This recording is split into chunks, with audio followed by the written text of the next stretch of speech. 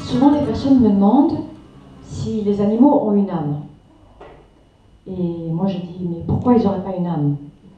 Donc j'ai utilisé le mot esprit au lieu d'utiliser le mot âme pour ne pas rentrer dans une thématique religieuse. Mais je dis toujours, pourquoi ils n'auraient pas un esprit?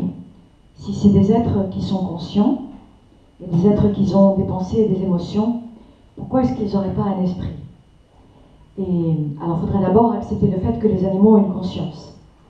Et oui, les animaux ont une conscience, ils ont des pensées et des émotions de la même chose que nous, de la même façon que nous.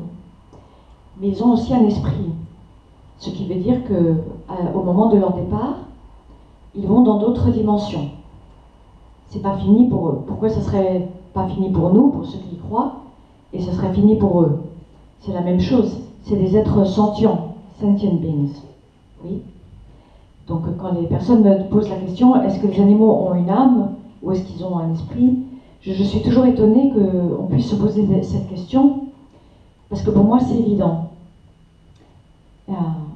Mais c'est vrai que cette évidence qui est pour moi, elle est basée sur des expériences de vie avec l'au-delà qui sont depuis très longtemps, depuis que je suis petite.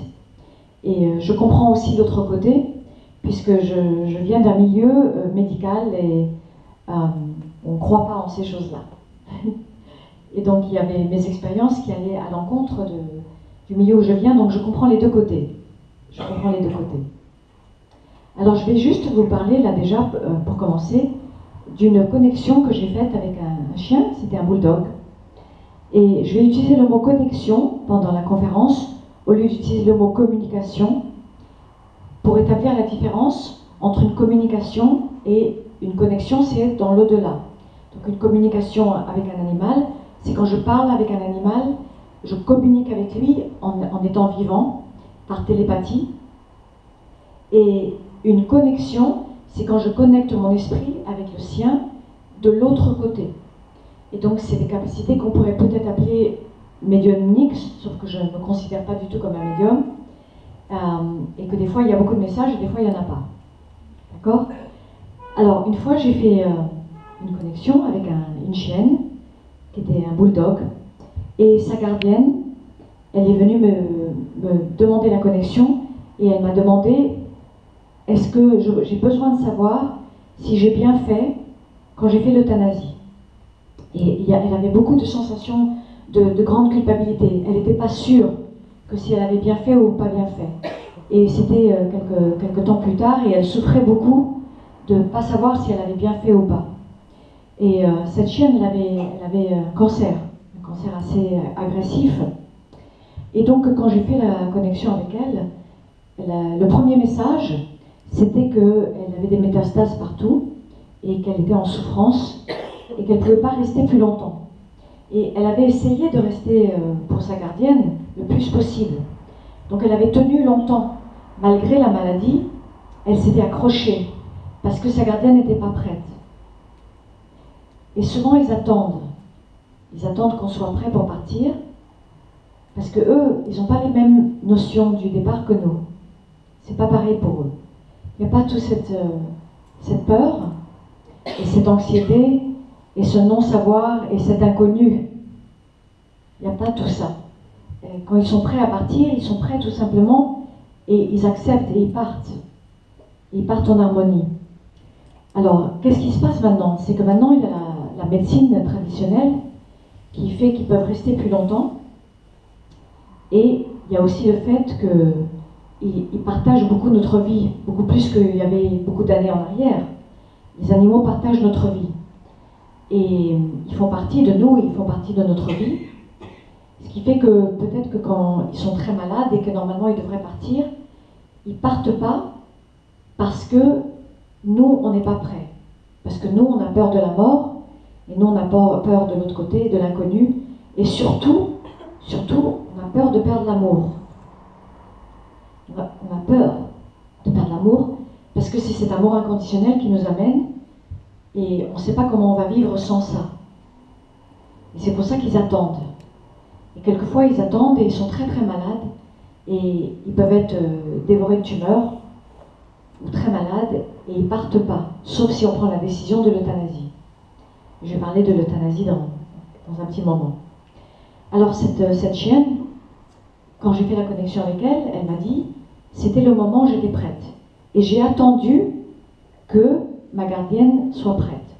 J'ai attendu, elle a donné le nom, je ne vais pas répéter les noms, j'ai attendu qu'elle soit prête. Et alors, est-ce que cette femme était prête?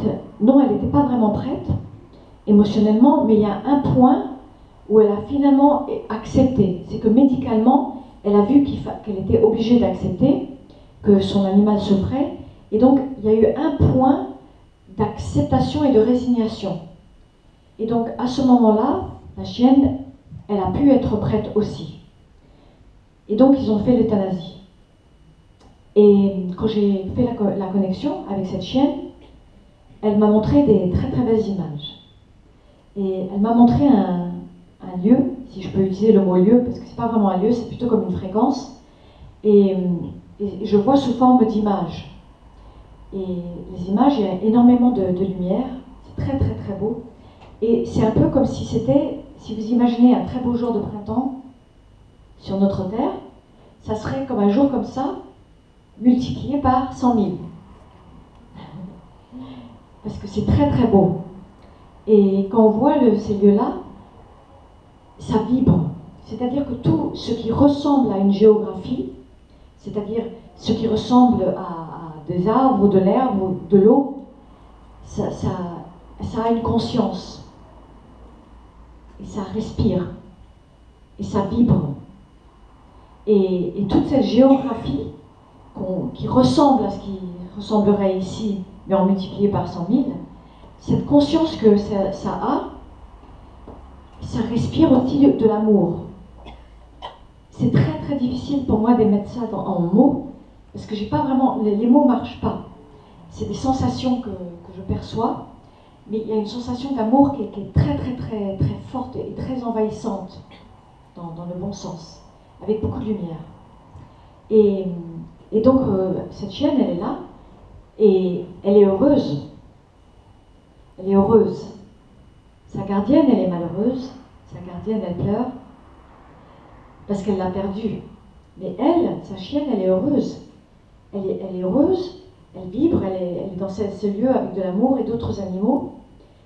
Mais il y a une légère préoccupation pour sa gardienne, parce qu'elle sait que sa gardienne n'a pas surmonté le départ, son départ.